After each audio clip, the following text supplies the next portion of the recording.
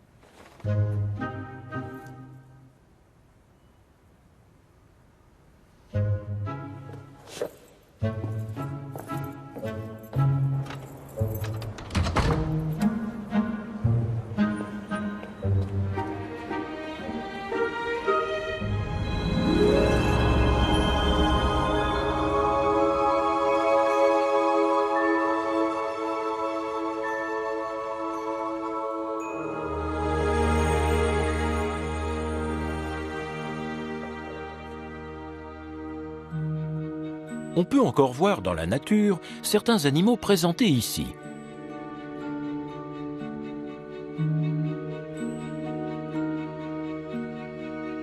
Mais pour d'autres, c'est peine perdue.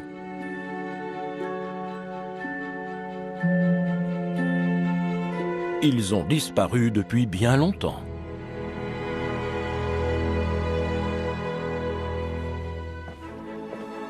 Et parmi eux, on trouve quelques créatures mystérieuses que j'aimerais observer telles qu'elles étaient de leur vivant.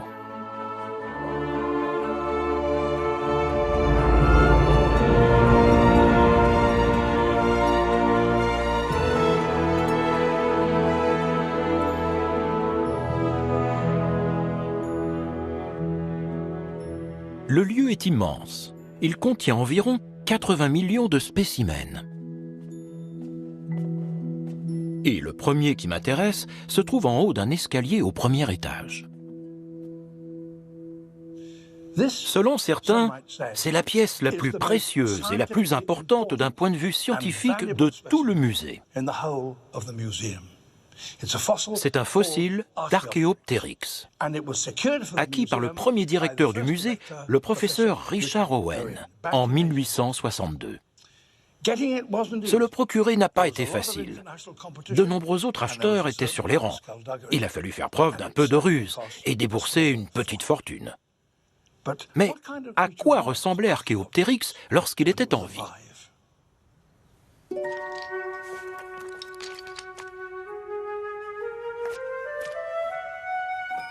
Il avait 2 longues pattes arrière et devait donc se tenir droit. Une fine queue et un long cou, une mâchoire anguleuse avec de nombreuses dents, comme un reptile, et 3 grands doigts armés de griffes au bout de ses pattes avant. Il pourrait donc s'apparenter à un étrange lézard filiforme qui marchait sur 2 pattes. À un détail près,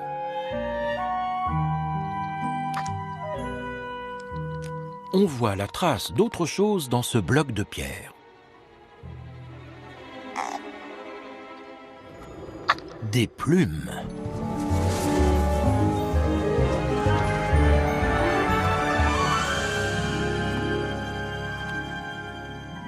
Archaeopteryx vivait il y a 150 millions d'années, bien avant l'apparition des premiers oiseaux. Les plumes sur ses membres supérieurs lui permettait assurément de planer. Et ce n'est pas tout.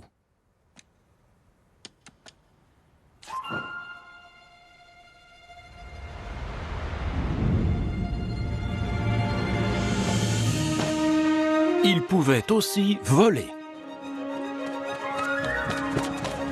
Des marques sur son squelette prouvent qu'il avait suffisamment de muscles pour battre des pattes. Et un scanner récent de son crâne indique qu'il disposait des facultés et des réflexes nécessaires pour contrôler sa trajectoire en l'air.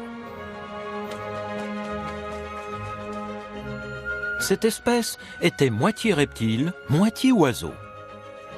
Elle est la preuve qu'il existait à l'époque préhistorique des formes intermédiaires entre les grandes classes d'animaux que nous connaissons aujourd'hui.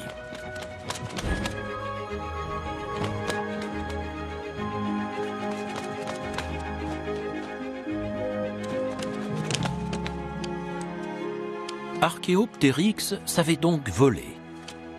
Mais il pouvait aussi grimper aux arbres grâce à ses doigts griffus, comme les reptiles arboricoles.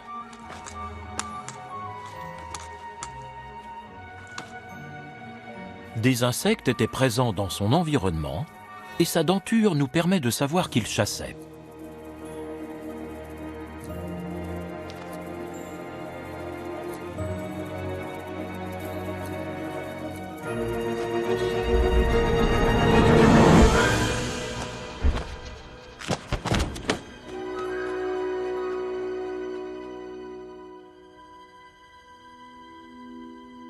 Voici Richard Owen, l'homme qui a acheté ce fossile et fondé ce musée. Même s'il n'adhérait pas aux idées de Darwin sur l'évolution, c'était l'un des grands scientifiques de son époque et il avait un talent particulier pour interpréter les fossiles. En 1839, un énorme fémur en provenance de Nouvelle-Zélande arrive au musée. Owen déduit de sa structure interne qu'il devait appartenir à un oiseau. Et si c'est le cas, il devait être colossal. Les Maoris de Nouvelle-Zélande racontent que des oiseaux coureurs géants vivaient autrefois sur leurs îles. Les Européens ont qualifié ces histoires de mythes, mais le professeur Owen a finalement rassemblé assez d'ossements pour reconstituer un squelette complet. Et ce n'est pas un mythe.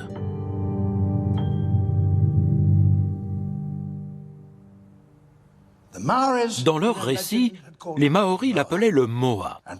Grâce à ses recherches, Richard Owen a pu démontrer qu'il a bien existé. Mais s'agit-il du plus gros oiseau de tous les temps ?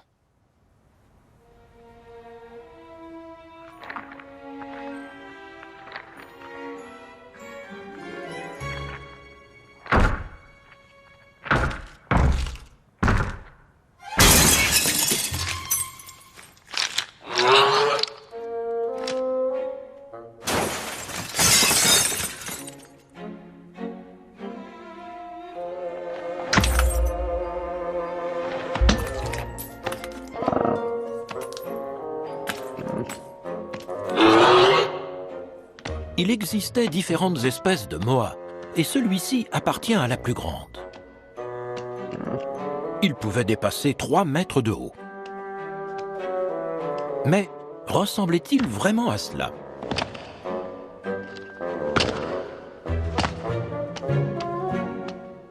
On peut établir la posture d'un animal grâce à l'articulation située entre son crâne et son cou. Si elle se trouve sous le crâne, il tient son cou verticalement. Chez ce moa, l'articulation se trouve à l'arrière du crâne. Son cou devait donc être dans une position plus horizontale, comme ceci.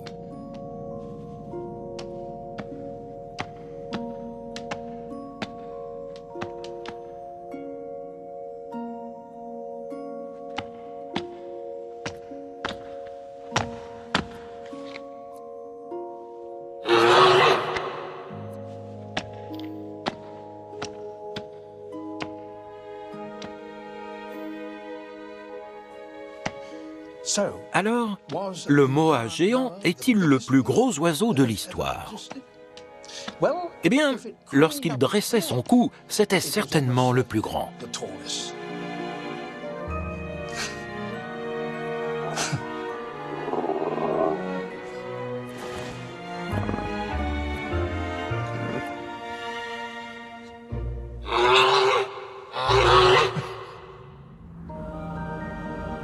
Un oiseau d'une telle taille ne devait pas avoir de prédateurs dans les forêts isolées de Nouvelle-Zélande.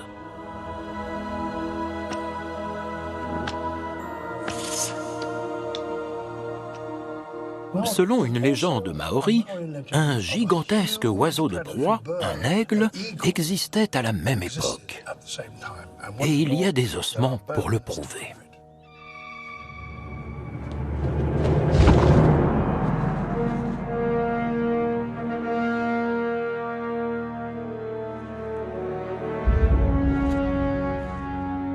L'aigle de Haast pesait 2 fois plus lourd que le plus grand aigle actuel. Venir à bout d'un moa géant devait être une épreuve. Lui aussi était lourd et puissant.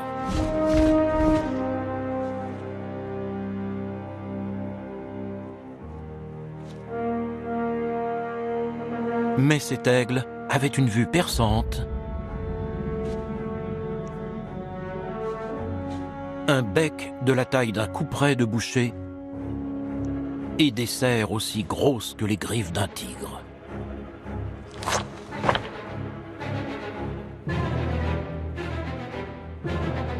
En grec ancien, Harpax signifie rapace, et c'est de ce mot qu'il tire son nom scientifique, Harpagornis moorei.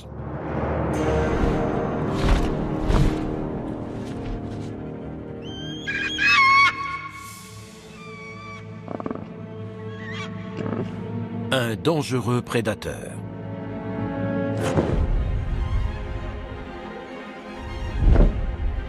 Le plus grand aigle qui ait jamais existé.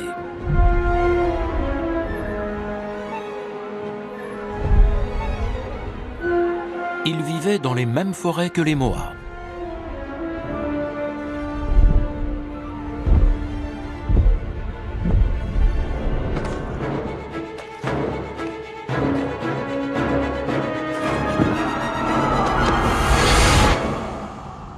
Nous avons la preuve qu'Harpagornis moorei s'attaquait aux moas, puisqu'on a trouvé des ossements avec des trous correspondant exactement au diamètre des serres de l'aigle.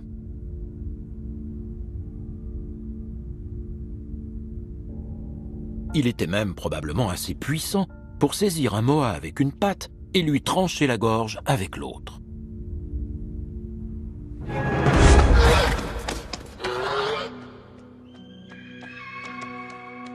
Celui-ci a réussi à s'échapper, pour le moment.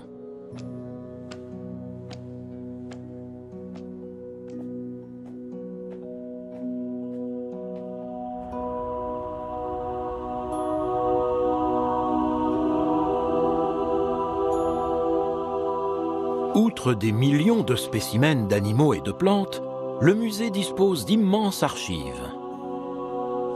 Des revues scientifiques venues du monde entier, des lettres d'explorateurs et même des affiches et des prospectus qui ont un rapport avec l'histoire naturelle. Au XIXe siècle, lorsque Richard Owen dirigeait le musée, des objets extraordinaires arrivaient des 4 coins du globe. Et Owen tenait à ce que son musée acquiert les plus remarquables. Il a acheté l'Archéoptérix en provenance d'Allemagne, les moas de Nouvelle-Zélande, et parfois il tombait sur de véritables curiosités. À l'époque victorienne, d'étranges créatures sont régulièrement montrées à Londres. Cette affiche représente la carcasse d'un animal fabuleux exposé à Piccadilly. Albert Corr, un forain américain, fait payer 1 shilling le droit d'entrée. Le professeur Owen décide de mener une enquête. Il trouve la créature suspecte, mais il est intrigué. Et il l'achète. Une fois rapporté au musée, il l'examine en détail.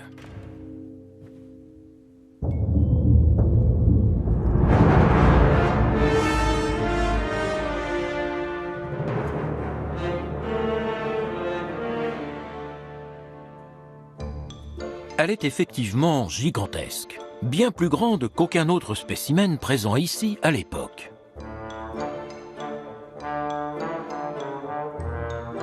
Corr a déterré ses ossements dans un champ dans le Missouri. Selon lui, cet animal mesurait 9 mètres de long et 5 de haut. Certains affirment qu'il s'agissait d'un prédateur féroce qui tuait ses victimes avec ses longues défenses, sans doute en balançant sa tête latéralement. Je suis sûr que le professeur Owen n'était absolument pas convaincu. Il a dû remarquer qu'avec leur bord arrondi, ces grosses molaires sont sûrement très efficaces pour broyer les brindilles, les pommes de pin et la végétation épaisse de la forêt, mais qu'elles ne sont pas assez coupantes pour trancher dans la chair. Ce n'est pas la mâchoire d'un carnivore. Il se rend rapidement compte que Core a agrandi le squelette de son monstre en ajoutant des vertèbres, des côtes et même des morceaux de bois. Le Léviathan du Missouri est un faux. Owen a donc retiré tous les éléments en trop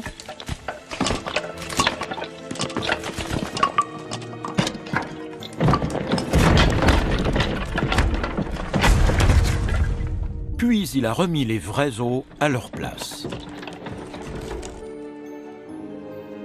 Enfin, il a détaché les défenses pour les tourner dans le bon sens.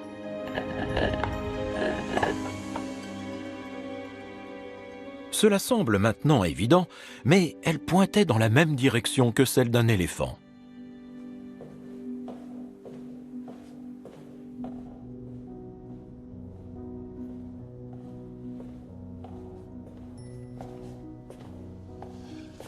Aujourd'hui, ce n'est plus le Léviathan de Core qui se dresse ici, mais le mastodonte d'Owen.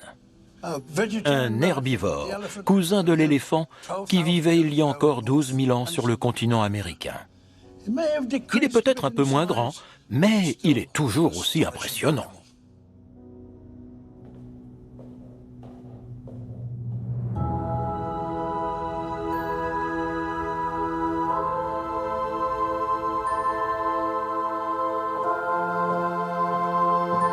Si le mastodonte d'Amérique a retrouvé sa véritable identité grâce au professeur Owen, il n'est pas le seul à avoir été victime d'une mauvaise représentation.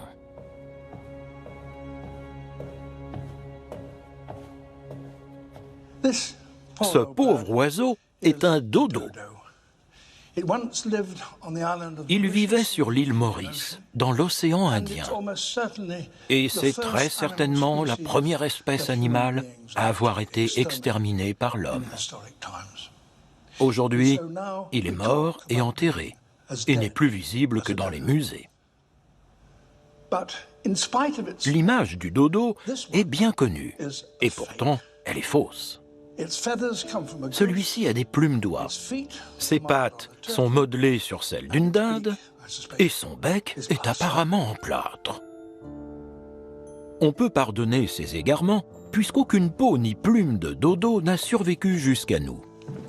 Sa représentation a été influencée par des images comme celle-ci, peintes au XVIIe siècle par Roland Savery, un artiste néerlandais. Il n'a jamais vu de dodo vivant et s'est basé sur des descriptions de marins. Je me suis souvent demandé si les dodos ressemblaient réellement à ça. Malheureusement, ils ont disparu avant qu'on puisse les observer de près. En tout cas, jusqu'ici.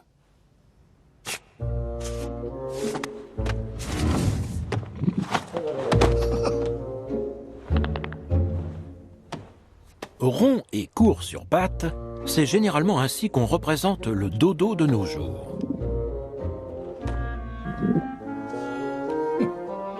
Mais j'ai vu de nombreux oiseaux coureurs au cours de ma carrière, et celui-ci me paraît étrange.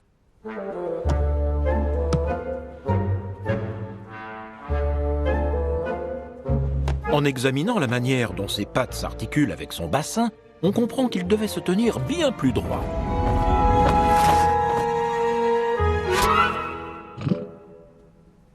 Nous savons désormais que ses plumes étaient plus duveteuses que sur cette peinture et qu'il était apparenté au pigeon. Certains spécialistes pensent que son cri était semblable à celui de son cousin « Dodo, Dodo » et qu'il a inspiré son nom.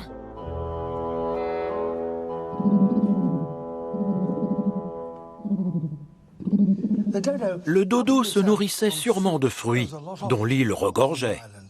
Je vais lui en donner un bout. Tiens. Ça te plaît? Aïe! Il a un bec puissant. Il devait même peut-être lui servir à briser des coquillages et des crustacés pour leur calcium. Voici une femelle. Elle représente peut-être une raison supplémentaire d'avoir un grand bec, pour parader pendant la saison des amours.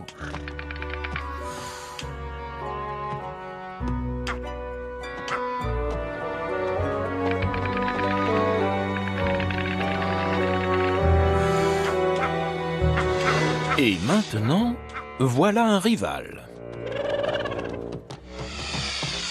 Leur bec se transforme alors en arme pour se battre et défendre son nid.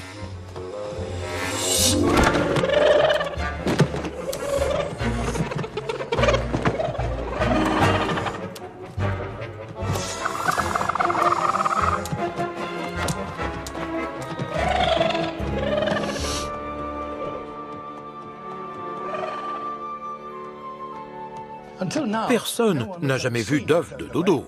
On ne sait pas quelle taille il faisait.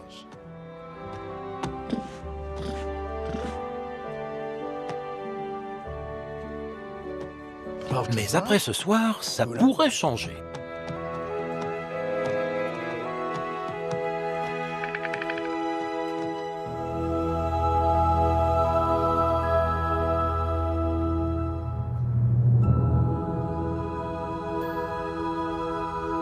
La science a fait la lumière sur de nombreux mythes et découvert des créatures si étranges qu'il est difficile de croire qu'elles existent. Mais une histoire reste énigmatique. En 1951, Eric Shipton, un alpiniste et explorateur de l'Himalaya, découvre dans un champ de neige des traces de pas qui semblent avoir été faites par une sorte de grand singe. Les Sherpas qui accompagnent Shipton sont convaincus de leur origine. Ce sont celles d'un Yéti, l'abominable homme des neiges.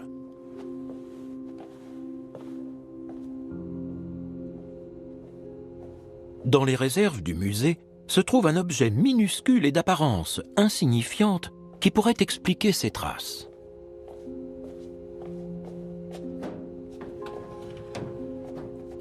Il a été découvert à Hong Kong dans une boutique qui vend des remèdes de médecine traditionnelle chinoise.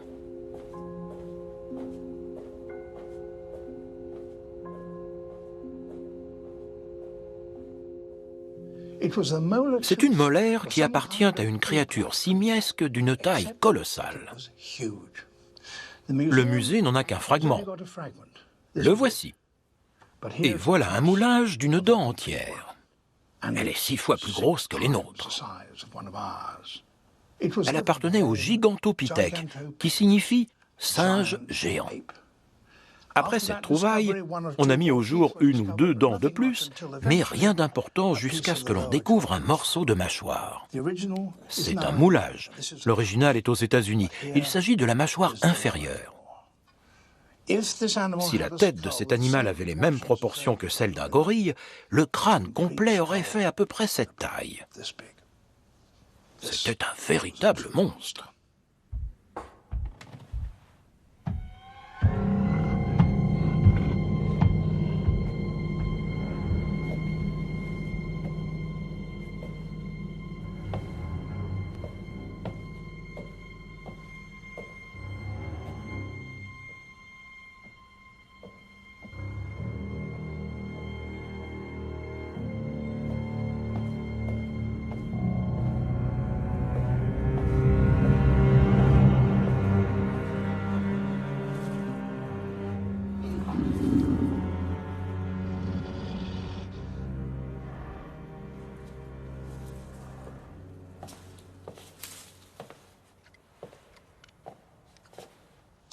Nous savons donc qu'un énorme singe existait réellement, le Gigantopithèque. S'il faisait 3 mètres de haut comme on le pense, il devait peser 8 fois plus lourd que moi. Quand on fait un tel poids, on ne grimpe pas aux arbres. Les branches n'y résisteraient pas. Selon toute vraisemblance, ses bras étaient assez courts et il marchait debout. C'était un bipède. Je ne m'attarde pas ici.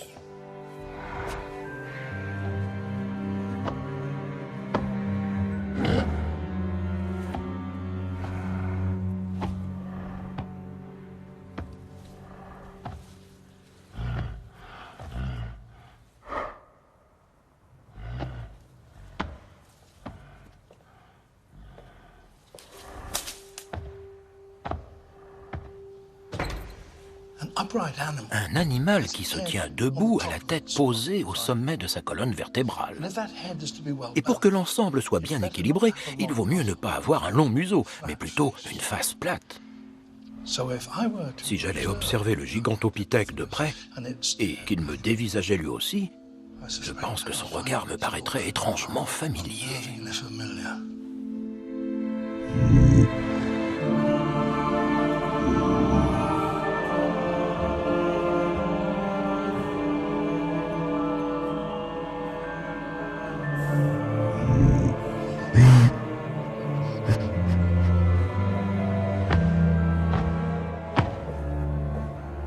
Le gigantopithèque aurait disparu il y a plusieurs centaines de milliers d'années.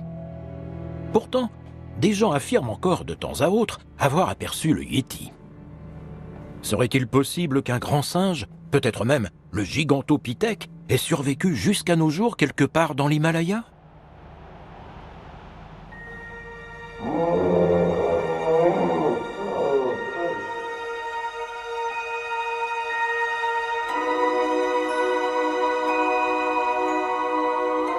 La dent de gigantopithèque n'est pas la seule chose intrigante dans ces réserves. Voici une grotte.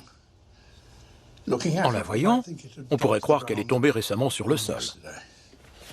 Elle a été trouvée en Patagonie dans une grotte, à côté d'un morceau de peau comme celui-ci.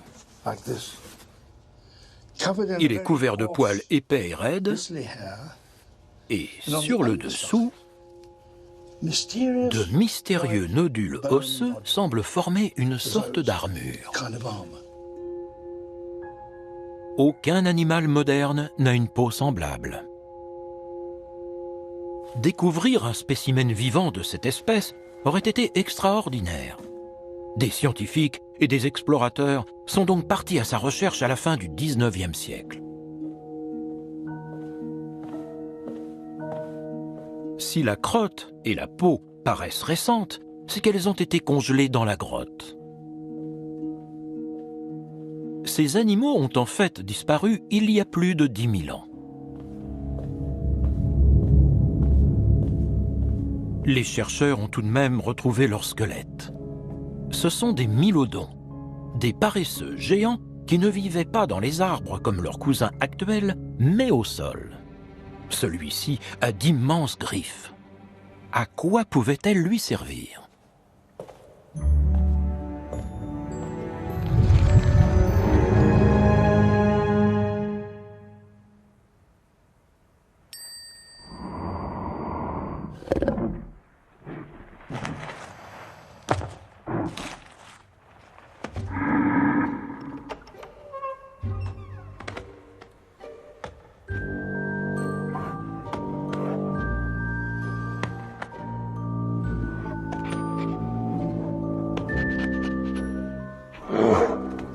Ces paresseux terrestres passaient la plupart du temps sur leurs 4 pattes. Ils étaient néanmoins capables de se dresser sur leurs membres postérieurs. Et lorsqu'ils le faisaient, ils atteignaient probablement 3 mètres de hauteur, ce qui est aussi grand qu'un grizzly, sinon plus.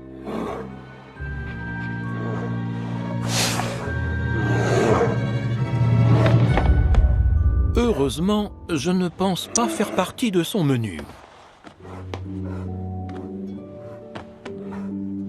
L'analyse de ses excréments montre qu'il était herbivore. Ses griffes lui permettaient d'arracher des végétaux. Mais il s'en servait aussi pour autre chose.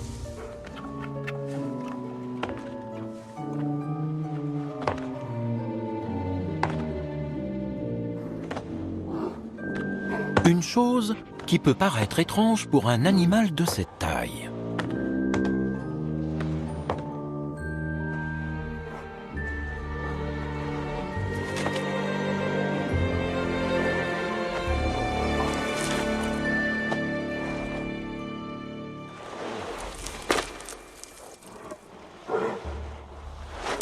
Il creusait des terriers.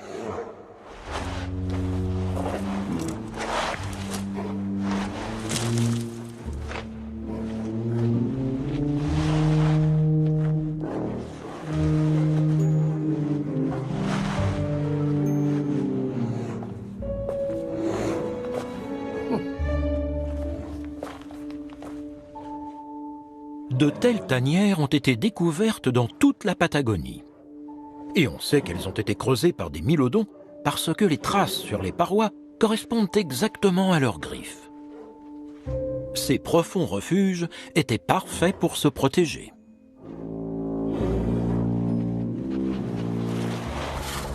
Et les paresseux géants en avaient sûrement besoin. Un prédateur féroce vivait à la même époque.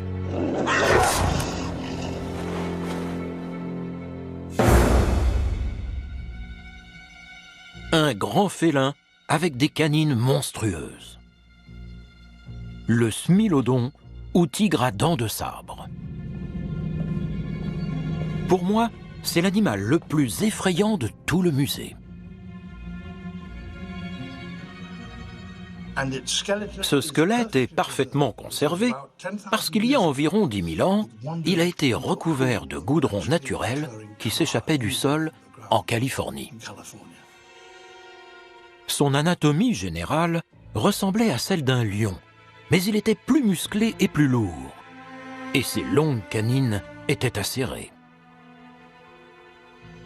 On comprend pourquoi les mylodons avaient besoin de terriers.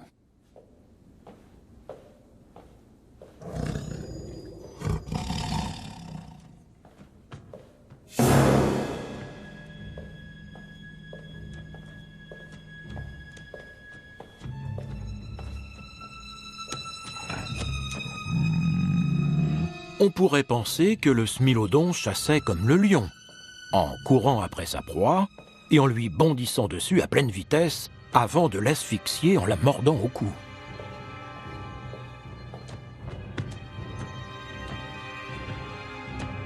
Mais le tigre à dents de sabre traquait discrètement ses victimes. Et lorsqu'il était suffisamment près d'elle,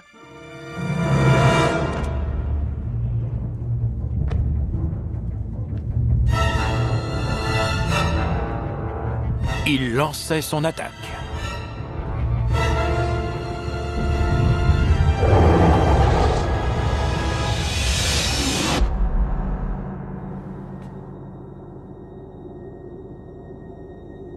Le smilodon ne pouvait pas étrangler sa proie avec ses énormes canines, et elles étaient trop fragiles pour qu'il puisse s'en servir de poignard.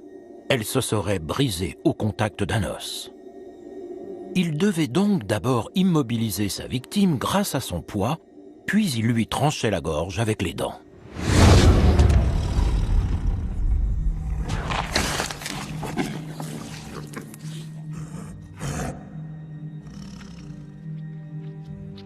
Bien que terrifiants, ces impitoyables prédateurs avaient aussi un côté touchant. Les tigres actuels chassent en solitaire, et lorsqu'ils sont trop vieux pour attraper des proies, ils meurent. Mais des squelettes de smilodons âgés ont été retrouvés. Cela indique que les tigres à dents de sabre vivaient en groupe et que lorsqu'un des membres de la troupe était trop vieux pour chasser seul, il était autorisé à prendre sa part des proies.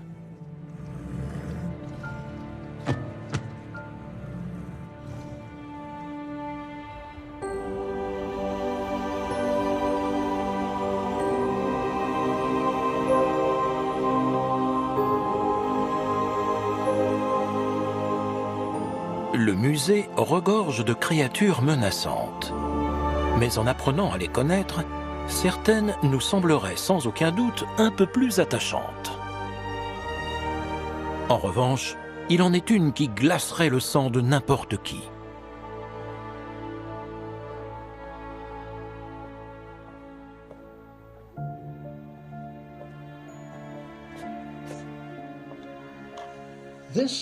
Voici une vertèbre issue du squelette d'un serpent actuel. Un python, pour être exact. On connaît sa taille parce qu'on l'a mesuré de son vivant. Il faisait 7 mètres de long. Et ceci est un os similaire qui provient d'un serpent fossile. Si le premier mesurait 7 mètres, quelle taille faisait celui-ci? Probablement entre 10 et 11 mètres. C'était un monstre. Mais de quoi se nourrissait-il lorsqu'il peuplait encore notre planète?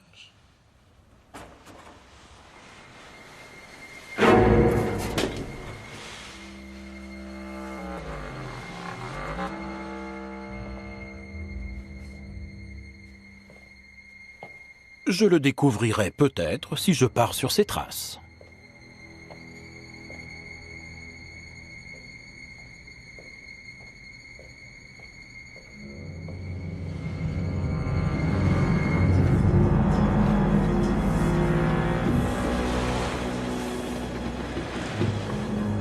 Le nom scientifique de ce serpent est Gigantophis. Il était vraiment gigantesque, certainement bien assez grand pour m'avaler. Aurait-il mangé des êtres humains?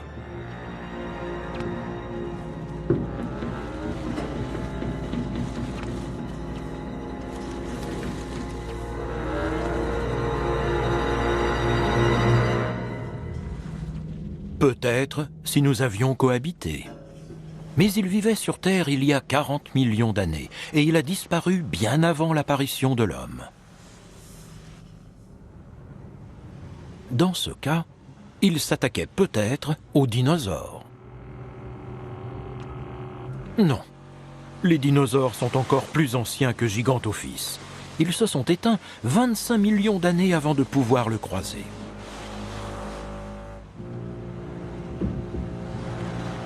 Alors, pourquoi pas des mammifères comme le mouton ou le cerf? Non plus. En tout cas, pas de ce genre. Les premiers mammifères étaient différents de ceux que nous connaissons aujourd'hui.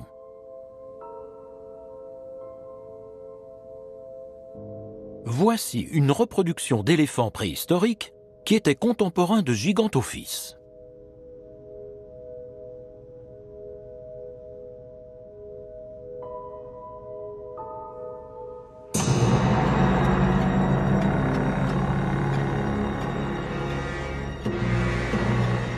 Comment le serpent géant s'y prenait-il pour le tuer?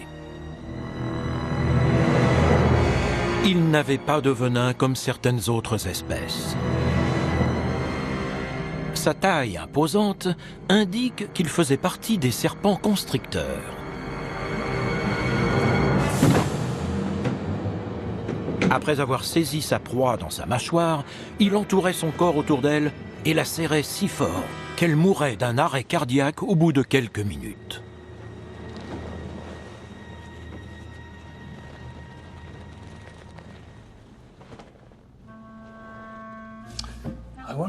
Je me demande s'il se rend compte que son dîner du jour est en fibre de verre. Je le laisse se débrouiller.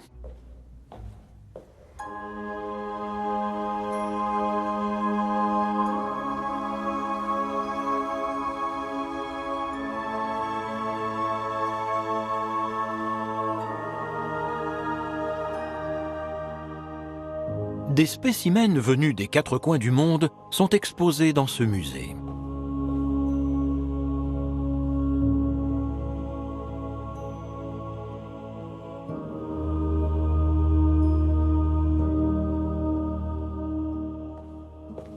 Mais c'est à seulement 200 km d'ici, sur la côte sud-ouest de l'Angleterre, que des chasseurs de fossiles du 19e siècle ont découvert ces créatures étonnantes.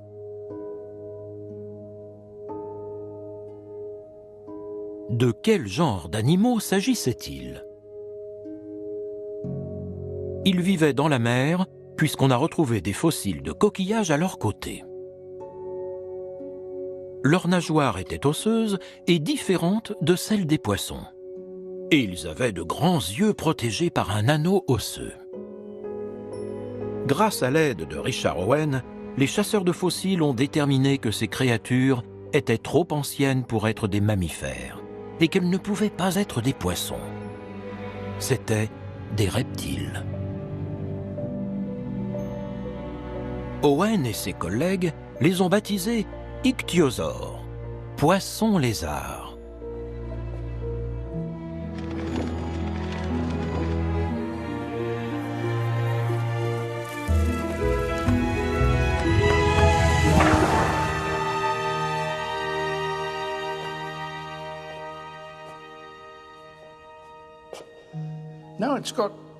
Maintenant que celui-ci a retrouvé sa chair et sa peau, on voit à quel point il ressemblait au dauphin.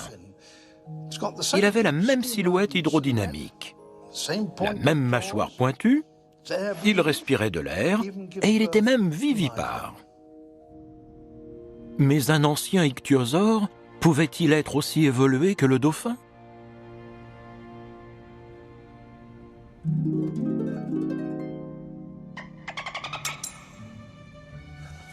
Voyons ça.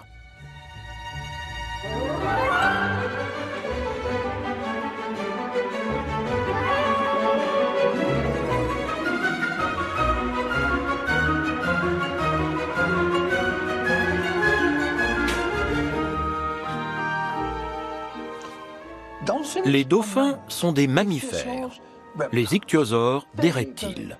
Ce sont deux groupes extrêmement différents sans aucun lien de parenté. Et pourtant, la forme de leur corps est très similaire.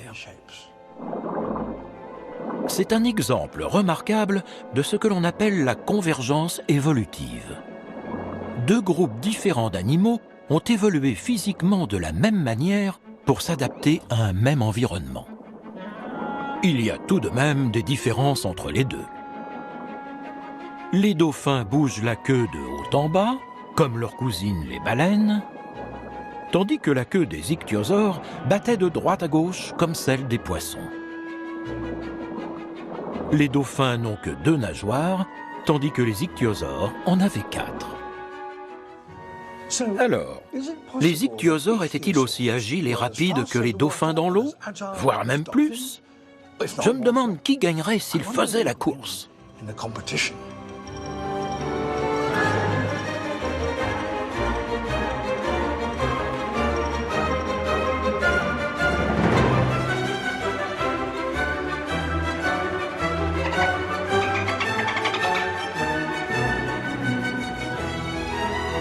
Les dauphins à long bec sont capables de sauter hors de l'eau et de virevolter.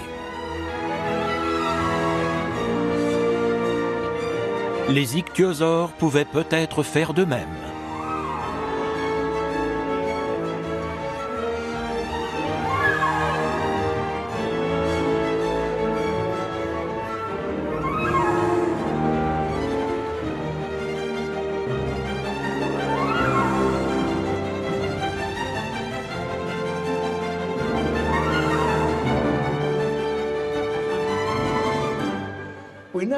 Nous savons que les ichthyosaures ont vécu et évolué des millions d'années de plus sur cette planète que les dauphins. Ils auraient donc peut-être fini par gagner cette course. Qui sait ?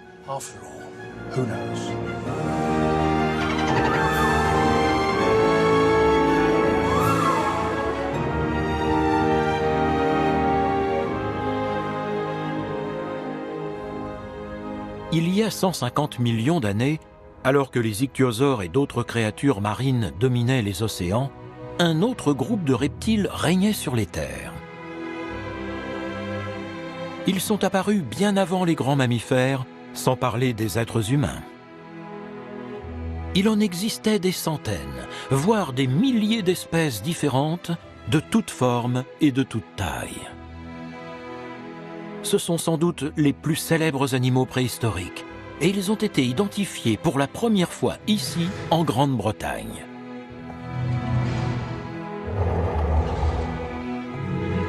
Les dinosaures. Des milliers de visiteurs viennent ici chaque jour pour voir leurs extraordinaires squelettes et imaginer à quoi ils ressemblaient et quels cris ils poussaient de leur vivant.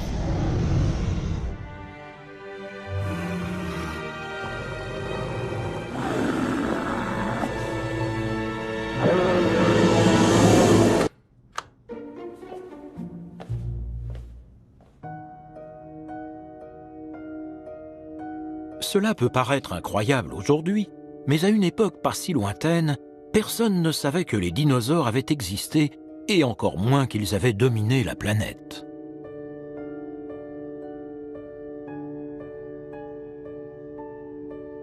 L'histoire de leur découverte commence dans les années 1820, lorsque Gideon Mantell, un médecin qui vivait dans le Sussex, sur la côte sud de l'Angleterre, ramasse une chose étrange dans une carrière de grès. Et voici ce qu'il a trouvé. Ça ressemble clairement à une dent. On voit ici sa surface extérieure. Sa forme est comparable à celle d'une dent d'un lézard comme l'iguane. C'est pour cette raison que l'animal à qui elle appartenait a été baptisé iguanodon, dent d'iguane. À côté de cette dent se trouve un certain nombre d'os. Le bassin et les pattes arrière d'une sorte de reptile géant. D'autres ossements sont découverts et il est bientôt possible de se faire une idée de la forme de l'animal entier. Un des petits os ne semble aller nulle part. Il est donc placé au bout de son museau, ce qui donne au squelette un air de rhinocéros reptilien. Cette créature ne ressemble à rien de ce qu'on connaissait jusque-là. Une gigantesque chasse aux fossiles débute alors dans le Sussex.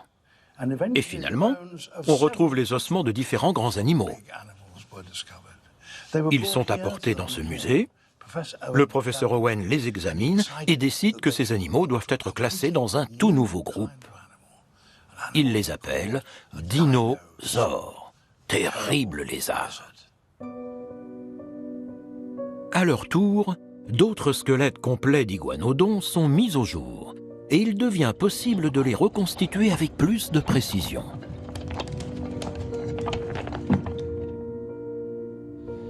L'iguanodon se tenait debout, ses pattes avant étaient courtes et il faisait plus de 7 mètres de haut. Le petit os sur son museau était en fait un pouce pointu.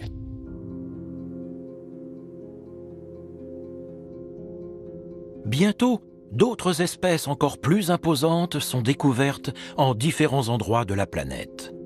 Du Tricératops, facilement reconnaissable à ses 3 cornes, au spectaculaire tyrannosaure. Depuis leur découverte, ces incroyables créatures ont fasciné et inspiré non seulement les scientifiques, mais aussi de nombreux artistes, écrivains et cinéastes.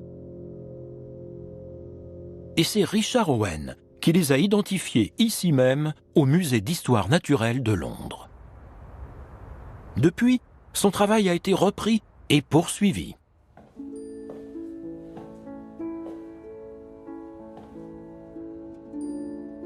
Voici le laboratoire dans lequel le musée prépare les fossiles pour les étudier et les exposer.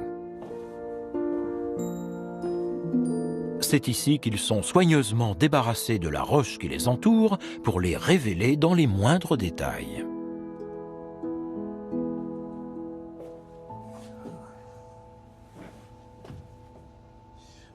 Voici l'œuf fossilisé d'un dinosaure, un des premiers à avoir été découvert. Il a été trouvé non loin d'ossements de sauropodes. Les sauropodes, dont voici un modèle, étaient des herbivores gigantesques qui se déplaçaient sur 4 pattes. Il en existe de nombreuses espèces. On les trouvait un peu partout, et ce sont les plus grands animaux terrestres qui ont jamais existé. Bien sûr, rien ne prouve qu'un sauropode ait pondu cet œuf. Mais j'ai envie de croire que c'est le cas. Il a été écrasé sous le poids du sable qui le recouvrait. Si seulement nous avions pu le voir au moment où il a été pondu, nous aurions constaté qu'il était plus rond qu'un œuf de poule et qu'il ressemblait à celui d'une tortue ou d'un crocodile. En bien plus gros, évidemment. On dirait qu'il y a un occupant à l'intérieur. Mais comment va-t-il faire pour sortir? La plupart des fossiles d'œufs ne sont que des coquilles pleines de roches. Mais il n'y a pas si longtemps, on a retrouvé un œuf de sauropode en Amérique du Sud avec un bébé à l'intérieur. Il avait une petite pointe sur le museau. Les oiseaux et les crocodiles en ont également une. Ils s'en servent pour casser leurs coquilles, comme les sauropodes.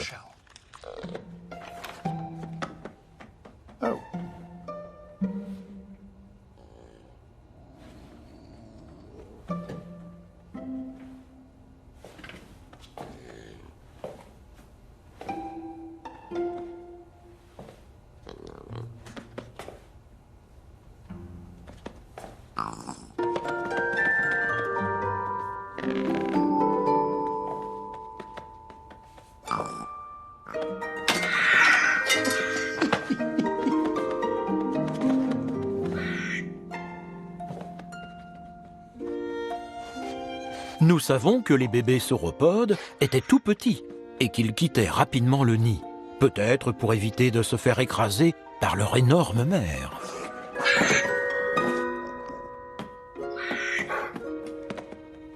Ils se cachaient probablement dans la forêt en attendant d'être assez grands pour rejoindre le troupeau des adultes.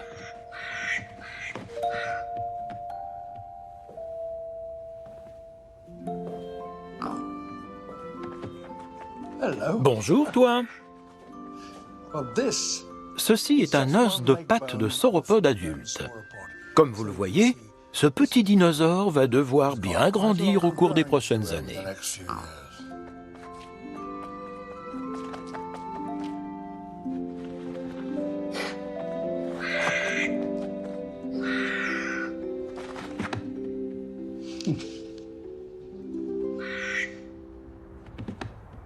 Naturellement, le musée possède un squelette de sauropode, si l'on peut dire.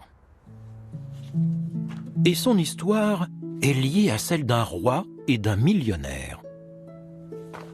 En 1902, le roi Édouard VII, alors prince de Galles, voit une photo d'une immense réplique de sauropode, le plus gros mis au jour à l'époque, au cours d'une visite dans le château d'Andrew Carnegie, un Écossais devenu millionnaire aux États-Unis. Le prince déclare immédiatement qu'il aimerait bien avoir une telle réplique. À l'époque, un prince n'avait qu'à demander pour obtenir ce qu'il souhaitait.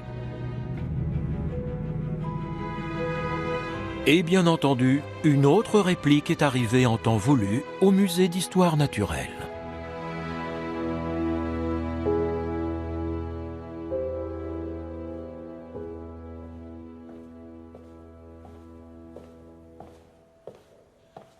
La voici. Le nom scientifique de ce dinosaure est le même que son nom commun, Diplodocus. Et celui-ci a un surnom très facile à retenir qui est couramment utilisé dans le musée. Je vous présente Dippy. Il est impossible de savoir si c'est un mâle ou une femelle, mais je vais partir du principe que Dippy est une femelle.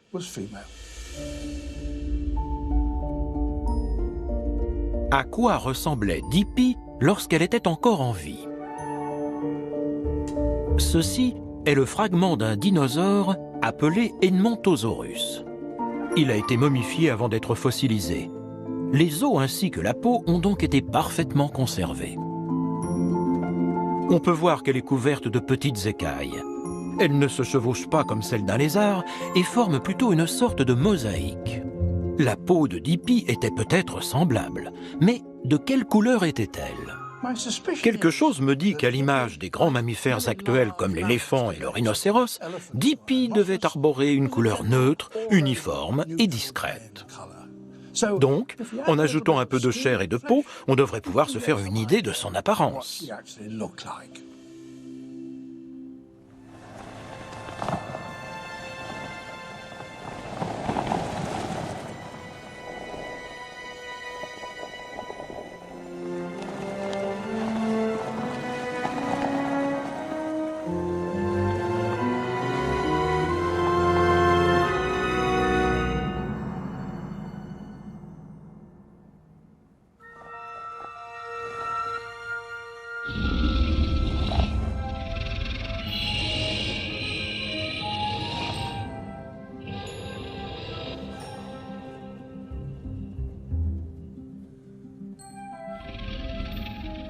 150 millions d'années après sa naissance, nous savons désormais à peu près de quoi Dippy avait l'air.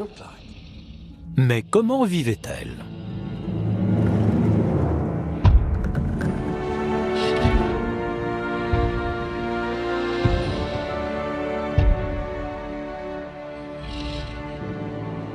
Les animaux de sa taille se déplaçaient sûrement lentement et lourdement. Heureusement pour elle, Dippy était herbivore et n'avait donc pas besoin de courir après sa nourriture. Grâce aux os de son oreille interne, nous pouvons déduire le genre de son qu'elle émettait. Ces petits os ont la même forme que ceux des parents les plus proches des dinosaures, les oiseaux. L'étendue des sons qu'un oiseau peut entendre dépend de sa taille. Un petit oiseau entend et produit des sons aigus, tandis que les gros oiseaux communiquent grâce à des sons graves. Si on tient compte de la taille de Dippy et de son oreille interne semblable à celle des oiseaux, elle devait entendre des sons de très basse fréquence. Et aussi en émettre.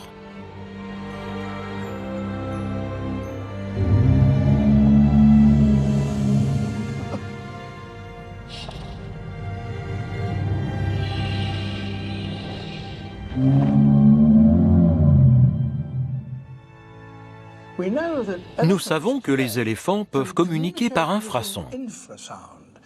Des sons si graves que l'être humain ne peut pas les entendre. Ils se transmettent dans le sol, parfois sur plusieurs kilomètres, et les éléphants les ressentent grâce à leurs larges pattes sensibles aux vibrations.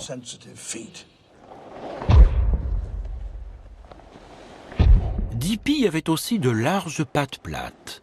Les gros dinosaures communiquaient donc peut-être en faisant vibrer le sol aussi bien qu'en mugissant.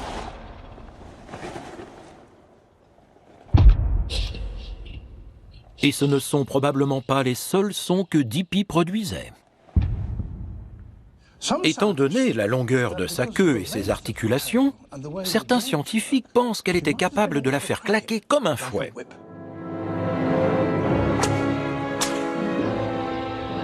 La puissance musculaire nécessaire pour maintenir sa queue au-dessus du sol lui permettait aussi de l'utiliser comme une arme.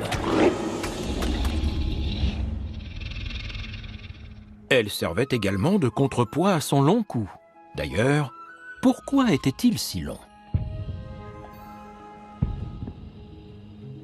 On a longtemps cru qu'elle passait beaucoup de temps dans les fleuves et qu'elle avait besoin d'un long cou pour garder la tête hors de l'eau. Mais cela ne peut pas être exact. Si son corps était submergé, la pression de l'eau lui écraserait les poumons. Plus probablement, son immense cou lui permettait de brouter la végétation sur une large zone en le balançant de droite à gauche. Elle pouvait aussi glisser sa tête entre les arbres pour atteindre les riches fougères et les feuillages bas. Et pour accéder aux feuilles les plus hautes et les plus savoureuses, Dippy devait se dresser sur ses pattes arrière. Allez, Dippy, viens manger.